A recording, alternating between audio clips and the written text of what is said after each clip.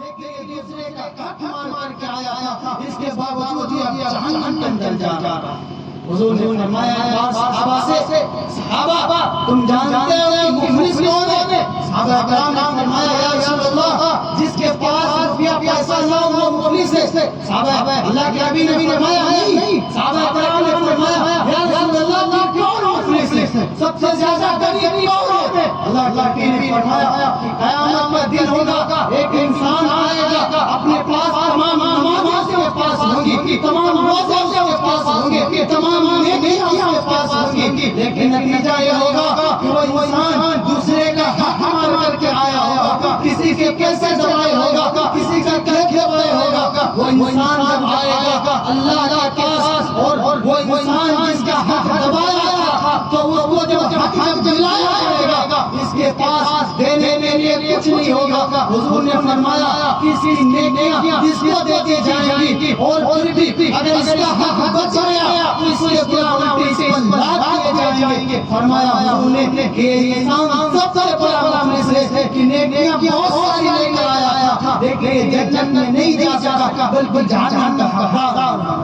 حضور نے فرمایا اے میرے عزیزو آج مسلمان کو ہوش نہیں ہے، کہیں نیرے کا مسئلہ ہے، کہیں کھیت کا مسئلہ ہے، کیونکہ ہم سب لوگ دیہات میں رہنے والے اکثر کھیتوں کے اندر دیکھو کوئی ایک بارش کسی میں جوتا پڑا، کسی کی نیرے نہیں، کسی کا کچھ تیرا، ہر انسان کوشش کرتا ہے ہم کسی کا حق دبا لیں۔ میرے بھائی یہ دنیا ہے، دنیا کے اندر تیری عدالت ہے، دنیا کے اندر تیرا وکیل ہوگا، تیرا راج ہوگا، دنیا کے اندر تیرے حقدار ہوں گے، دنیا کے اندر دبا سکتا ہے، لیکن آخرت کے اندر جب اللہ کا دربار ہوگا، اللہ کے نبی کا دربار ہوگا، یہ ساری زمین خدا کا قسم تجھے واپس دینی پڑے گی، یہ ساری زمین تجھے اللہ کی واپس دینی پڑے گی۔ آج مسلمان کو ہوش نہیں ہے جو دوسرے کا حق دبائے بیٹھا تھا، آج مسلمان کو ہوش نہیں ہے کوئی کسی کے پیسے دبائے بیٹھا تھا، آج وہ شب برات کے اندر جا کر کے اللہ سے عبادت کرتا ہے، معافی مانگتا ہے، اس کے گناہ سے معاف ہوں گے۔ یاد رکھنا حقوق العباد ایسے آنا ہے، انسان نے اللہ سے لاکھ توبہ کر لیتے اللہ تعالیٰ معاف نہیں فرماتے، جب تک جس کا حق دبایا ہے جب تک سے توبہ نہیں کرے گا اس کو نہیں لوٹائے گا اس وقت تک اللہ تعالیٰ اس کے گناہ معاف نہیں فرماتے۔ اے میرے بھائیو تو دوسرے نمبر پر اپنے آپ کو غیبت سے بچانا، اپنے آپ کو غیبت جیسے گناہ سے بچانا، دوسرے کا حق دبانے سے بچانا۔ اور پھر فرمایا آپ صلی اللہ علیہ وسلم نے کہ وہ انسان جو جنت چاہتا ہے، وہ انسان جو اللہ سے ہر چیز حیا کرتا ہے تو اس کے چاہیے وہ یحفظ البطن والهوى۔ فرمایا صلی اللہ علیہ وسلم نے اس انسان کو چاہیے کہ وہ اپنے پیٹ کی حفاظت کرے، اس انسان کو چاہیے کہ وہ اپنے پیٹ کی حفاظت کرے۔ تو ہم اپنے پیٹ کی حفاظت کیسے کریں گے؟ اپنے پیٹ کی حفاظت کریں گے کہ ہمارے پیٹ کے اندر کوئی حرام لقمہ نہ آنے پائے، حرام لقمہ نہ آنے پائے۔ اگر ہمارے پیٹ کے اندر کوئی حرام لقمہ اگر داخل ہو جاتا ہے تو یاد رکھنا ہماری دعائیں اللہ کے بارگاہ میں قبول نہیں ہوتی۔ اللہ کے نبی صلی اللہ علیہ وسلم نے فرمایا کہ ایک انسان آتا ہے پراگندہ دار ہونے کی حالت میں، بھوکا ہونے کی حالت میں، اپنے اللہ کے سامنے دونوں ہاتھ اٹھا کے دعا کرتا ہے اے میرے رب، اے میرے رب، لیکن کا کھانا حرام ہے، اس کا پینا حرام ہے، اس کا لباس حرام ہے۔ حضور نے فرمایا اس کی دعائیں کہاں سے قبول ہو سکتی؟ اے میرے بھائیو آج ہماری دعائیں اس لیے نہیں قبول ہوتی کہ ہم اپنے پیٹ کی حفاظت نہیں کر سکتے۔ آپ صلی اللہ علیہ وسلم نے فرمایا جب مجھے معراج ہوئی تو میں نے وہاں پر دیکھا کچھ لوگ ایسے تھے جن کے پیٹ بالکل امروں کی طرح بڑے تھے اور جن کے اندر سانپ داخل تھے، وہ سانپ باہر سے دکھ رہے تھے۔ فرمایا حضور نے کہ میں نے پوچھا جبریل یہ کون لوگ ہیں؟ تو جبریل نے فرمایا یا رسول اللہ یہ وہ لوگ ہیں جو دنیا کے اندر حرام مال کھایا کرتے تھے، جو دنیا کے اندر اپنے آپ کو حرام مال سے بچایا نہیں کرتے تھے۔ آج مسلمان کو ہوش نہیں ہے جو مالوں کو پاک نہیں رکھتا، آج مسلمان کو ہوش نہیں ہے جو حرام مال اکٹھا کرنے میں لگا ہے، وہ چاہے سود ہو، چاہے حرام ہو، چاہے ہر طرح کا وہ مال استعمال کر کے پھرتا، آج مسلمان کو ہوش نہیں ہے کہ ہم جہنم کے کس کنارے پر جا کر پہنچ چکے۔ اے میرے بھائیو، حرام مال سے اپنے آپ کو بچانا، ان میں سب سے پہلی چیز جو آتی ہے انسان کا سود۔ یہ سود ہمارے معاشرے کے اندر آج بڑھ چڑھ کر پھیلتا جا رہا، اور آپ دیکھ رہے ہیں، اور میں کلام سے تحقیق کرنا، مولانا صاحب تشریف فرما، آپ تحقیق کرنا، ہمارے محلے کے اندر، ہمارے معاشرے کے اندر یہ سود بڑھتا جا رہا، اور سود کی سب سے بڑی وجہ میں بتا رہا ہوں کہ انسان اس کو تدبیر ہی چھوڑ دیتا، اور یہ ہوتا سود، جن میں سب سے پہلا کام، چونکہ میں بھی دیہات آئی ہوں اور میں آپ کو دیہات والی بات بھی بتاتا ہوں، ہمارے گاؤں کے اندر سب سے پہلا رواج چل چلا ہے یہ کھیت گروی رہنے کا، جو رواج چل چلا ہے کھیت گروی رہنے کا۔ ایک مسلمان جو انسان 5 وقت نمازیں پڑھتا، جو انسان روزہ رکھتا، جو انسان شب برات اور شب قدر کے اندر جاگتا، جو انسان اپنے اللہ سے دعائیں کرتا، جو انسان 5 وقت نمازی ہے، جو اللہ کا بردار ہے، آج ایسے لوگ سود کے اندر نبی سے جا رہے ہیں، ان کو احساس نہیں کہ آج کہاں کا مال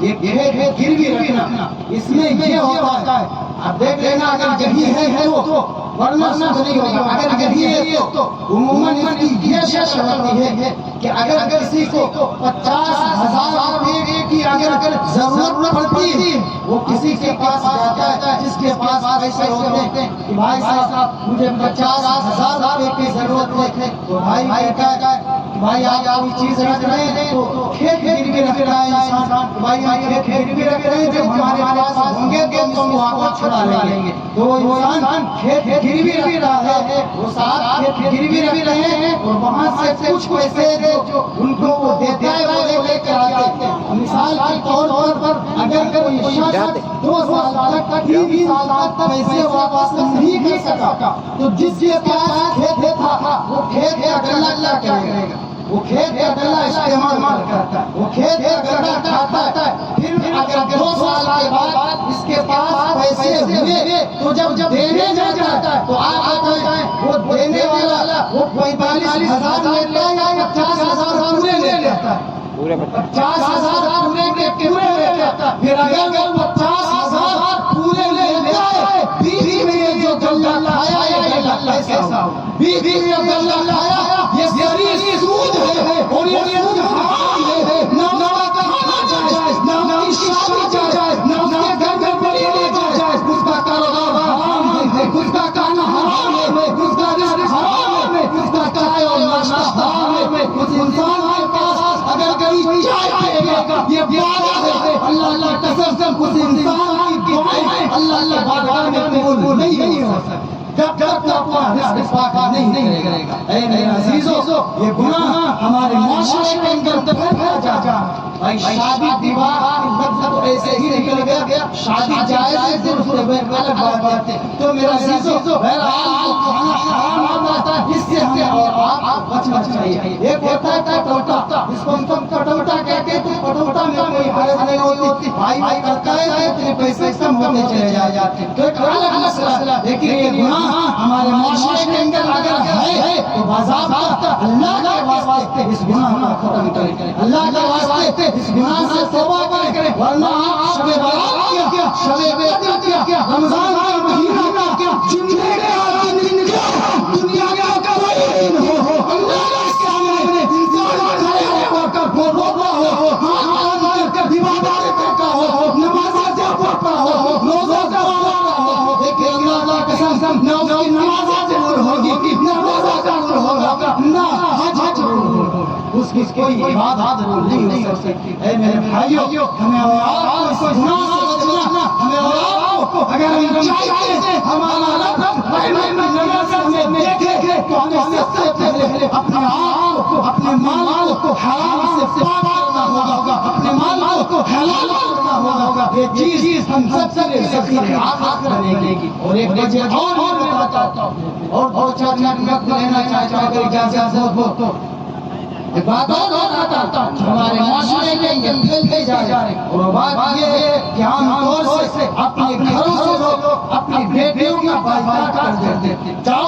فتویٰ لکھ لینا اپنے معاشرے سے لوگ اپنی بیٹیوں کی بائیکاٹ کر دیتے تھے, اپنے گھر سے بائیکاٹ کرتے تھے اس حساب سے کہ جب نکاح کیا تو جو جہیز دینا تھا اس کو دے دیا, پھر اس کے بعد نہ گھر سے مطلب رکھا, نہ نیکی سے مطلب رکھا, نہ جائیداد سے مطلب رکھا, ہر چیز سے اس کو خالی کر دیا. اور انسان سمجھتا ہے ہم نے بہت بڑا انصاف کیا, خدا تو نے انصاف نہیں کیا ہے, اللہ کے ہاں تجھے اس بات کی فکر ہوگی. اور انصاف میں کیسے کرنا ہے وہ ایک الگ بات ہے کہ بیٹیوں کا حصہ کم ہوتا ہے, وہ ایک الگ چیز ہے, لیکن بہرحال بیٹیوں کا حصہ ہوتا ہے. آج صاحب حج میں چلے جاتے, پوچھو کتنے حج کر چکے,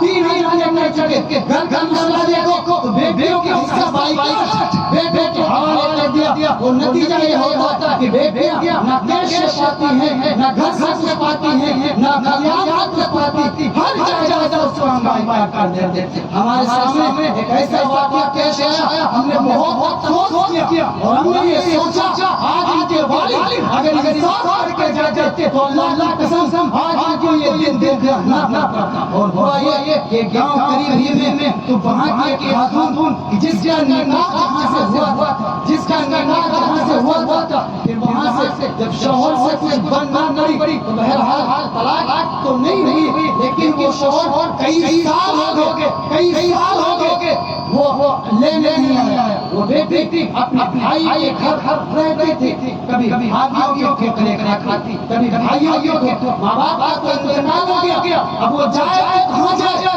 اگر بھائی کے گھر رہتی ہے تو بھابیاں بوجھ بنا کر رکھتی ہے کہ ہمارے سر پر بوجھ, وہ روتی بھی آئی, وہ رو رہی تھی. اور میں نے سوچا, میرے دل میں خیال آیا کہ اللہ کی قسم آج ان کے والد جب ان کے اپنے بیٹوں کو جب 10 سال گئے رہتے تھے, اگر بیٹے کو ایک بھاگ دے دیتے تو آج بیٹے کا یہ حال نہ ہوتا, آج بیٹے کا یہ حال نہ ہوتا. وہ کہہ رہے تھے ہم کہاں جائیں, ہمارا کون ہے. اور یقیناً صحیح ہوتا ہے جب ایک انسان انصاف نہیں کرتا ہے تو بیچاری بیٹیاں بعد میں کہاں جائیں. ہم نے اپنے بچوں کا نکاح کہیں سے کر دیا, ہم نے اپنے بچوں کا نکاح کہیں سے کر دیا, پھر اگر ہمارا انتقال ہو گیا, بیٹیوں کی وہاں سے نہ بنی, تب وہ بچے کیا کریں گے, وہ بچے کہاں جائیں گے. بھائی ساتھ نہیں دیں گے تو پھر بچے کا روزگار کون ہوگا. اسی لیے اللہ نے قرآن کے اندر فرمایا جہاں پر مردوں کے حصے کا تذکرہ فرمایا, وہاں پر عورتوں کے بھی حصے کا تذکرہ فرمایا. علماء موجود ہیں اور آپ پوچھنا تحقیق کرنا کہ بیٹیوں کا بھی جائیداد کے اندر حصہ ہوتا ہے, کیش کے اندر حصہ ہوتا ہے, گھر کا حصہ ہوتا ہے. وہ ایک الگ بات ہے کہ بیٹے کے مقابلے میں بیٹیوں کا حصہ کم ہوتا ہے. اے میرے عزیزو, میں اس لیے کہہ رہا ہوں کہ آپ دنیا کے اندر انصاف کریں گے, آپ اپنے بچوں کے ساتھ انصاف کریں گے, آپ اپنی بیٹیوں کے ساتھ حق کا معاملہ کریں گے, تو جب آپ دنیا میں جائیں گے نا تو اللہ کی ذات سے امید ہے کہ اللہ کی جنت بار کر کے آپ کا استقبال کریں جب ہم دنیا سے انصاف کر کے جائیں گے. بس آخری بات, اور اللہ کے نبی صلی اللہ علیہ وسلم نے فرمایا کہ جو انسان یہ چاہتا ہے کہ وہ اللہ سے حیا کرے تو ولیعدل الموت والبلا, فرمایا اللہ کے نبی صلی اللہ علیہ وسلم نے اس کو چاہیے کہ وہ انسان کی موت کو جا, وہ انسان موت کو جا کے 90% ایسے لوگ ہیں, 90% جو گاؤں کے اندر اپنے معاشرے کے اندر جو گناہ کرتے ہیں, ایک انسان کو چوری کر کے وقت خیال نہیں آتا میں اللہ کا ناراض ہو رہا ہوں, ایک انسان کو جھوٹ بول کے وقت خیال نہیں آتا میں اللہ مجھے دیکھ رہا, ایک انسان کو گیت کر کے وقت خیال نہیں آتا میں اللہ مجھے دیکھ رہا, ایک انسان کو کوئی گناہ کے وقت خیال نہیں آتا میں اللہ مجھے دیکھ رہا. کیوں؟ وجہ یہ ہے کہ ہمارے معاشرے کے اندر ہم نے اپنی موت کو بھلا دیا, ہم نے اس چیز کو بھلا دیا کہ ہمیں بھی دنیا سے جانا, ہمیں بھی دنیا سے جانا. اللہ تعالیٰ وعدہ ہے, اللہ تعالیٰ نے فرمایا اللہ ارادہ لگا کے تیرا کیا وقیل اللہ, اے انسان جب تیری جان تیرے حیات آ جائے گی, تیرا بابا تیرے سامنے موجود ہوگا, تیری بیٹی تیرے سامنے موجود ہوگی, تیرا بھائی تیرے سامنے موجود ہوگا, سارے لوگ تیرے لیے